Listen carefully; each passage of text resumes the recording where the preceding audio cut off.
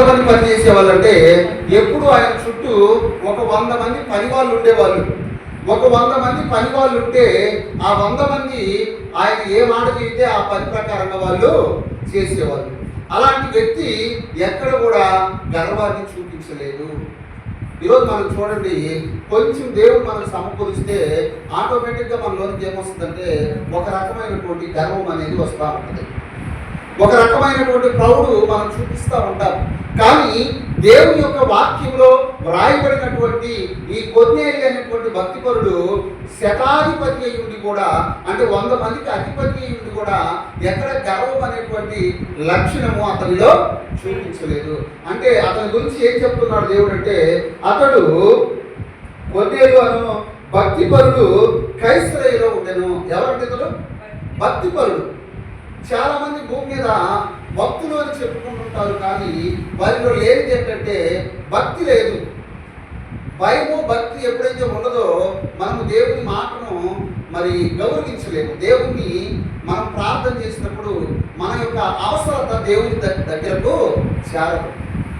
కనుక ఇతను భక్తి పరుడంట. ఇతను ఏం చేస్తున్నాడని మనం ఆలోచిస్తే, అతడు తన ఇంటి వారందరితో కూడా దేవుని యందు భయభక్తులు గలవాడై ఉండి. ఎవరితోనంటున్నా? దేవుని యందు. ఎవరితోనంట? తన ఇంటి వారి అందరితో కూడా భయభక్తులు కలిగి. ఈ రోజుల్లో గమనించగలిగితే భార్య ప్రార్థనకు వస్తే భర్త రాడు, భర్త ప్రార్థనకు వస్తే భార్య రాడు. అలాంటి పరిస్థితుల్లో ఉంటే దేవుని యొక్క ఆశీర్వాదాన్ని పోగొట్టుకునేటువంటి పరిస్థితుల్లో మనం ఉంటున్నాం ప్రియులారా. గమనించండి, కుటుంబాలలో కుటుంబ ప్రార్థన అనేది ప్రతి ఒక్క కుటుంబంలో జరగాలి అని ఎందుకంటామంటే, ఒక సాయంత్రం పూట అందరూ కూర్చొని కుటుంబంలో కాసేపు అయినా సరే ప్రార్థన చేసుకోవాలి. ఇది మన జీవితానికి, మన కుటుంబానికి ఎంతైనా అవసరమై ఉన్నది. గమనించాలి, ఇక్కడ ఈ కొర్నేలు అనేటువంటి భక్తుడి ద్వారా దేవుడు మనకు నేర్పిస్తున్నటువంటి ఒక ఉన్నతమైన మాట ఏంటంటే, అతడు తన ఇంటి వారందరితో కూడా దేవుని భయభక్తులు గలవాడై ఉండి ప్రజలకు బహు ధర్మము చేయించు ఎల్లప్పుడూ దేవునికి ప్రార్థన చేసేటువంటి వాడు. ఇక్కడ 3-4 క్వాలిటీస్ దేవుడు చెప్తున్నాడు. ఆయన ఒకటి ఏం చేస్తాడంట, అతడు తన ఇంటి వారందరితో కూడా దేవుని యొద్దకు వస్తాడు. ఒక తల్లి ఒక తండ్రి గమనించండి, ఒక తల్లి ఒక తండ్రి గమనించి మీ కుటుంబాల్లో మీరు నేర్చుకోవాల్సినటువంటి విషయం ఏంటంటే, మీ కుటుంబ సభ్యులందరూ కూడా సాయంత్రం పూట కూర్చొని ప్రార్థనలో ఏకీభవించాలి. అందరూ కలిసి కూర్చొని ప్రార్థన చేసుకోవాలి. అందరూ కలిసి కూర్చొని దేవుని యందు భయభక్తులు కలిగి నడుచుకోవాలి. అలా మీరు ఎప్పుడైతే నడుచుకుంటూ దేవుని సన్నిధికి వస్తారో దేవుని యొక్క ఆశీర్వాదాన్ని మనము పొందుకుంటాం. ఒకటి, కుటుంబ ఇంటి వారందరితో కూడా దేవుని సన్నిధికి రావడం.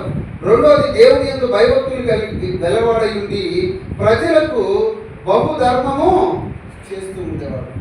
ప్రజలకు తనకున్న దానిలో ఎవరికి ఏ అవసరాలు అయితే ఉన్నాయో అవి దేవుని యొక్క పిల్లలుగా మనం గ్రహించి ఆయన ఏమంటున్నాడంటే, నీకు 2 వస్త్రాలు ఉంటే, రెండు జతలు పట్టుకుంటే, ఒకవేళ ఎవరైనా నీకు దిగంబరత్వంతో కనపడితే నీ ఒక్క జత తీసి ఆ లేని వారికి ఇమ్ము. ఇది దేవుని యొక్క నీతి. ఆయన ఏమంటున్నాడంటే, లేని వానికి ఇస్తే నేను నీకు ఇస్తాను. ఎందుకంటే ఎవరైతే నీ కళ్ళ ముందు లేనివాడు కనపడుతున్నాడో లేని వారికి నువ్వు చేస్తే నువ్వు నాకు చేసినట్టే. దేవునికి స్తోత్రం కలుగుగాక. ఈరోజు గమనించాలి పిల్లరా, మనం ఏం చేస్తామంటే మనకు పెట్టే వాళ్ళని మనం పిలుస్తాం, మనకు పెట్టే వాళ్ళకి మనము పెడతాం. ఇందులో గొప్ప ఏం లేదు. నువ్వు పెడతావు, మళ్ళీ నీకు తిరిగి ఇంకో రోజు పెడతాడు. నీకు బట్టలు ఇవ్వగలిగేవాడికి నువ్వు ఇస్తే నువ్వు చేసే గొప్ప ఏం లేదు. నువ్వు ఈ రోజు బట్టలు ఇస్తావు, రేపు మళ్ళీ తిరిగి ఇంకో రోజు అతను పెడతాడు. దేవుని వాక్యం ఏం తెలియజేస్తుందంటే, నీకు పెట్టేవాడికి కాదు, నీకు ఎవరైతే తిరిగి చెయ్యలేదో వాళ్ళకి చేయటం వలన నీకు ఆశీర్వాదం వస్తుంది అని చెప్తున్నాడు. ఇది ధర్మకార్యాలు చేయడం అంటే. అతడు ధర్మము చేయించు ఎల్లప్పుడూ దేవునికి ప్రార్థన చేసేవాడు. ఈ రాత్రి ఈ విజ్ఞాపన ప్రార్థన ద్వారా మనం నేర్చుకోవాల్సినటువంటి ఒక గొప్ప సూత్రం ఏంటంటే, ఎల్లప్పుడూ ప్రార్థన చేసేటువంటి ఆ సామర్థ్యము మనం కలిగి ఉన్నామా లేదా గమనించుకుంటాం. ఎల్లప్పుడూ ప్రార్థన చేసే ఆ స్థితి నువ్వు కలిగి ఉన్నావా లేదా? ప్రతిదినము నువ్వు దేవునితో సహవాసం చేస్తున్నావా లేదా? మన ఆత్మీయంగా ఎదగడానికి 4 మినిట్లలో కూడా ఏముంది? అపోస్తుల బోధ యందును సహవాసమందును రొట్టె విరుచుట యందును ప్రార్థన చేయుట యందును ఎడతెగక ఉండాలి.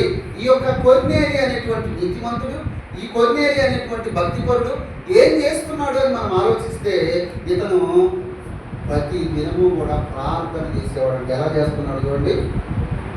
ఎల్లప్పుడూ దేవునికి ప్రార్థన చేయువాడు, ఎల్లప్పుడూ దేవునికి ప్రార్థన చేసేవాడు. అతనికి అంతా ఉంది, కావలసింది అంతా ఉంది, ఏ కొదువ లేదు. ఆయన దగ్గర ఒక 100 మంది పనులు ఉన్నారు. ఒకరిని రమ్మంటే వస్తాడు, ఒకరిని పొమ్మంటే పోతాడు. అతనికి ఏ కొదువ లేదు. అయినా అతనికి ప్రార్థన చేయాల్సిన అవసరం ఏంటి? దేవుడు నాకు ఇచ్చిన దానిని బట్టి నేను ఎల్లప్పుడూ దేవునికి కృతజ్ఞతలు చెల్లించాను. అప్పుడప్పుడు మనం పాట పాడతాము, నేను ఎల్లప్పుడూ యెహోవాను సన్నుతించెదను, నిత్యము ఆయన కీర్తి నా నోట నుండును. నేనెల్లప్పుడూ యెహోవాను సన్నుతించెదను, నిత్యము ఆయన కీర్తి నా నోట నుండును. అంతా నా మేలుకే, ఆరాధన యేసుకే, అంతా నా మంచికే. తన చిత్తమునకు తల వంచితే, తన చిత్తమునకు తల వంచితే ఆరాధన ఆపను, స్తుతించుట మానను. ఆరాధన ఆపను, స్తుతించుట మానను, స్తుతించుట మానను. స్తుతించుట మానను. ఈ మాట పలుకుతూ ఉంటే ఎంత బాగుంటుందో కదా. ఆరాధన ఆపను, స్తుతించుట మానను. నిజమేనది. మనము ప్రతి దినము ప్రార్థన చేస్తున్నామా? ప్రతి దినము దేవునికి కృతజ్ఞతాస్తుతులు చెల్లించుతున్నామా? ఈరోజు ఉదయం మొదలుకొని సాయంత్రం వరకు మన జీవితాలలో దేవుడు చేసిన మేలులన్నీ తలపోసుకుంటూ ప్రార్థన చేస్తున్నామా అని మనం ఆలోచిస్తే పట్టుమని 10 నిమిషాలు కూడా మనం ప్రార్థన చేయలేదు. ఎల్లప్పుడూ ఆయనకు స్తుతించాలంట. ఆయన చేసినటువంటి మేలును తలపోసుకుంటూ ఆయనకు కృతజ్ఞతాస్తుతులు చెల్లించాలంట. 3 గంటల సమయంలో ఈ కొర్నేలైనటువంటి భక్తుడు ప్రార్థనలో కూర్చున్నాడు. ఏం సమస్య లేదు ఆయనకి, ఏం ఇబ్బంది లేదు ఆయనకి. ఎందుకు కూర్చున్నాడు ప్రార్థనలో? అసలు ఏం జరుగుతుంది? కొద్ది సమయం అయిపోయిన ఈరోజు వివరంగా తెలుసుకుందాం.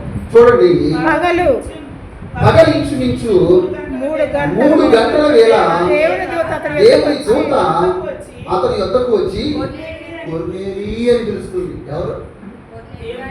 దేవుని దూత ఎవరిని పిలుస్తుంది?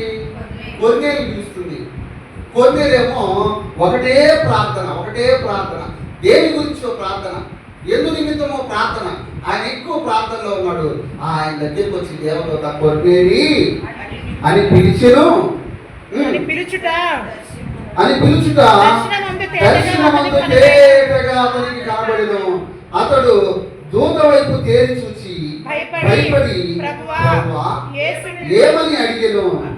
అందుకు దూత, నీ ప్రార్థనలను, నీ ధర్మ కార్యములను దేవుని సన్నిధికి జ్ఞాపకార్థంగా చేరినవి. దేవుని స్తోత్రం. నీ ప్రార్థన, నీ ధర్మ కార్యములు దేవుని సన్నిధికి జ్ఞాపకార్థంగా చేరినవి. ఈరోజు మనం చేసే ప్రార్థన దేవుని సన్నిధికి చేరకుండా, ఈరోజు దేవుని కొరకు మనం పడేటువంటి కష్టం, మనం చేసేటువంటి పని దేవుని సన్నిధికి ఈ విధంగా చేరకుండా, అలా చేరాలి అంటే మనం ఎలా ఉండాలి?